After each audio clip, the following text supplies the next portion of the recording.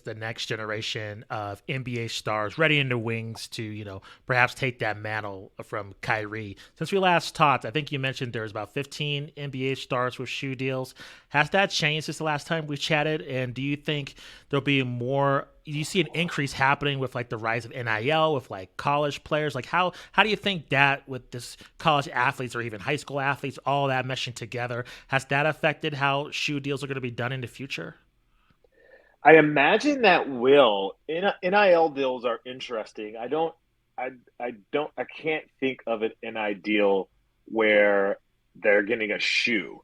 Mhm. Um, but I think that I have to believe that a sneaker deal is going to be reserved for professional players. I don't think college players will get shoes. But again, I imagine that could change it to if there's an athlete that's big enough as a as a kid or in high school and college that rule will eventually be broken. But in the current market, I would say it's going to be a while. So in that number, like there's already too many signature shoe deals out there. Honestly, it's almost hard to keep up with how many people have deals. And then again, and there's people waiting in the wings. So Ja is the most like okay, we expect Ja to get a shoe, like it's coming. But it's like, do we need Ja and Paul and Giannis and LeBron and KD and Kyrie? Do we need all of those and Elena Deladon? Like, do we need all of these people to have signature shoes from one brand? You can argue yes and you can argue no, but it's like it's a lot, and there's no kid that's going to have everybody's shoe. Do you think it's a problem of oversaturation? And do you think that would probably harm the brand, perhaps, with all those athletes having signature shoes? I don't want to say it's overset. Yeah, well, I mean, I guess it is a little bit of oversaturation, but it's also like all of these guys and gals are stars in their own right, and they deserve. They put the work in to get their own signature shoe. You know what I mean? Like KD, yeah, you expect KD to have a signature shoe. Paul George, like you expect Paul George to have a signature shoe. You expect all these people to have one. Whether they need one, I think, is more of do they have this? It's almost like now it's not necessarily like you being a great player. I think now it's your influence on the game is really how it should be looked at for a signature shoe. Like LeBron clearly needs a signature shoe. He's the guy that gets a signature shoe. Um, but like LeBron's affected the game in ways like that we won't that we'll see for 5, 10, 20 years. We'll see how LeBron has changed the game. KD, same thing, like this tall, lanky guy that plays like a guard and shoots the lights out. Like he deserves a shoe. So I think brands across the board, not just Nike, Adidas, Nike, New Balance, whoever, they're going to have to. It's not necessarily about how great of a player you are. It's about how much you affect the game because there's tons of great players. But how do you affect the game? And are you marketable? Is there a marketing plan behind you? Because really, I mean, if you think about a signature shoe deal, that's really what it is. It's a marketing play to get you to buy that kind of shoe. And you have to be likable or you have to be aspirational. You're either likable or aspirational, or you're the bad guy like Charles Barkley. Like, it just kind of depends on where you sit in that world, but it has to be marketable. And I think that is going to be the determining factor. That's the difference.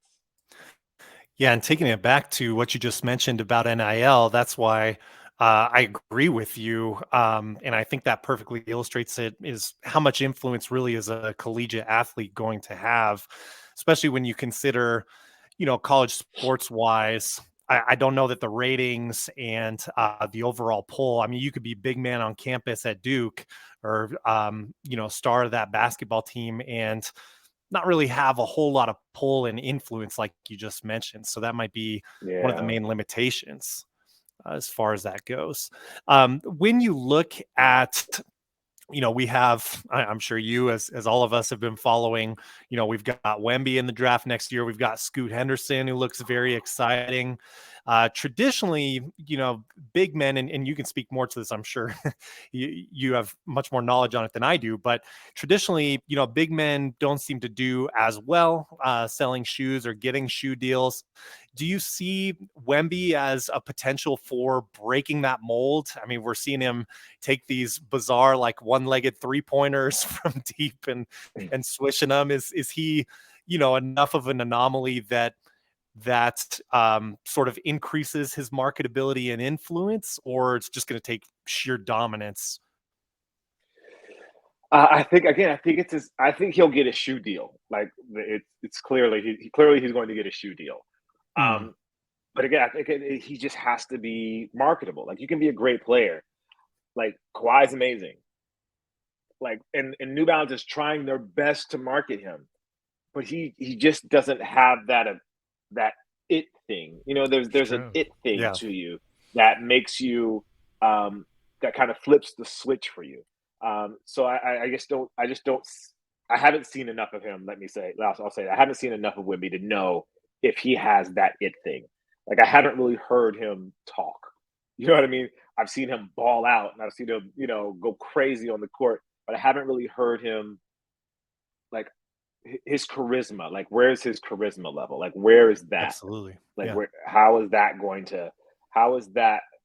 to grab us? Like that's why Shaq was such an anomaly.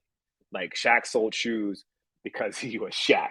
He was breakdancing on the court. He was making rap songs. He was, doing all of these crazy things. He had like this comedic personality. He was fun.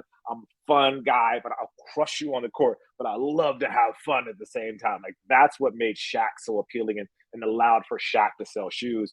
But no one, I don't know if Wemby has that. Like you need to be a big man to sell shoes, you have to be, in a sense, you have to be Shaq or you have to be Giannis, which is just like this innocence. Like there's like Giannis's charm is his innocence. You know what I mean? That's what's marketable about Giannis. His innocence, his exploring of the American culture and coming from Greece and coming from where he came from. Like that's Giannis's appeal. That's like it's a story that can't necessarily like that's stranger than fiction kind of thing. And so that's where his appeal is. So he's able to sell shoes because people love who he is. People love who Shaq is. But we have to have that same thing with Wimby in order for it to be, I think, in order for it to reach the level of you're going to have a signature shoe. That's on the Chicago Bulls, a team that's near to my heart. When seeing it, I think it's one of those things when I kind of compare it to you have high hopes for like a situation, but in actual reality, you knew that situation wasn't going to turn out the way that you originally expected. And I think with the Bulls, I saw him play against the Nuggets. I think Lonzo played in that game. Really excited about the future just compared to the past years. But just really watching your video and just assessing just Vucevic and just Zach LaVine and just this entire squad, I think you laid it out pretty perfectly in terms of really this team is this really doomed just to be maybe just a fifth or sixth seed for forever unless they make any changes. So just the way that the team is constructed now, I just keeping it real, like with Zach LaVine, just honestly, being kind of second, behind a older DeMar DeRozan. I mean, is it just best for this Bulls team just to kind of start over again? I mean, I don't know that's terrible news for me even to say that, but just what you're assessing and just seeing this team just move on all the roll, I just think they're kind of just destined just to be, just barely above a play-in team in the NBA, don't you think? Yeah, I do. I mean, it's kind of, I agree with you. Like, I'm not even a Bulls fan, but it's depressing to me. And it's like, just to kind of recap their situation, you mentioned DeMar is a little older. I think he's 33 years old. Zach LaVine's on a max contract. They got Nikola Vucevic, who is a two-time All-Star, but he's kind of that Domantas Sabonis type all-star where he's an all-star in name only, but it says it on his Wikipedia page, but he doesn't really pop off the screen. Yeah. But it's like they paid 2 draft picks for him, and both of those draft picks turned into really great players. Not 2 draft pick, one draft pick in Franz Wagner, and the other is Wendell Carter. And there's actually another draft pick that's yet to be selected. That's right. So this could get even worse. And so I think that's the kind of move that you make when you're going all in. You know, you sell part of your future, you're going all in. You get DeMar DeRozan, you pay him more than anyone thought, you're going all in. And we saw what all in looked like last year. Granted, Lonzo was injured, but, you know, they were pretty easily beaten in that first round by the Bucks. And so where do you go from there? If you've kind of already gone all in and you weren't very competitive, where do you go? I think it's a very smart move to re-sign Zach LaVine because that gives them options. You know, Zach becomes an asset if he's on your books. So either he plays for you or you trade him. You know what I mean? And so obviously the right decision to re-sign him to a max contract.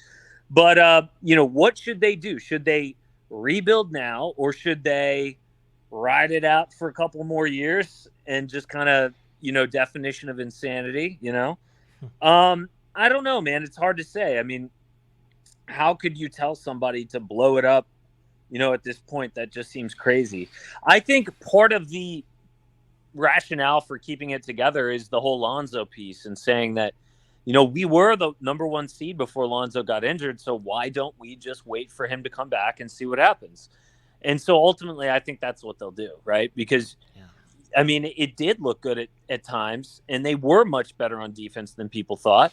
And so I think they'll wait for Lonzo to get back. Obviously, we don't know about that. It's been a year, basically, almost a year, and it's just for a meniscus tear. Normally, that's like a, I don't know, 4-month injury. And it's been a year. So there's a lot of mystery going on there. Yeah. So I really don't know what they should do, but I think they're going to wait for Zoe. What do you think of DeMar DeRozan's resurgence? Because I would say he's playing some of the best basketball in Chicago despite the circumstances. Where do you think his future goes if Chicago just decides to, you know, ultimately, you know, move in a different direction? How do you think his value is going to be assessed, you know, just on the trade market or the free agent market or when is he available? Just considering, I think he's played pretty well for Chicago ever since he's gotten there. Yeah, I agree. He's been great. He's so much fun to watch, isn't he? I mean, you're a Bulls fan. Isn't it great to see all the mid-range shots? He's like, I'm not saying he's like Jordan, but just the way that he plays. Oh, I love it. Clutch shots too, big shots. He seems like a really good teammate. So I think he would be wanted by a lot of teams. I know he was an inch away from being a Laker right before he signed with the Bulls, and they're going to have $35 million in cap space this summer. So I'm not saying that DeMar's a free agent, but they could make some sort of a trade. But no, I don't think that the Bulls would be looking to trade DeMar DeRozan at all. I think it would be 2 years from now, if anything. So I think he'll be a Bull at least through next season.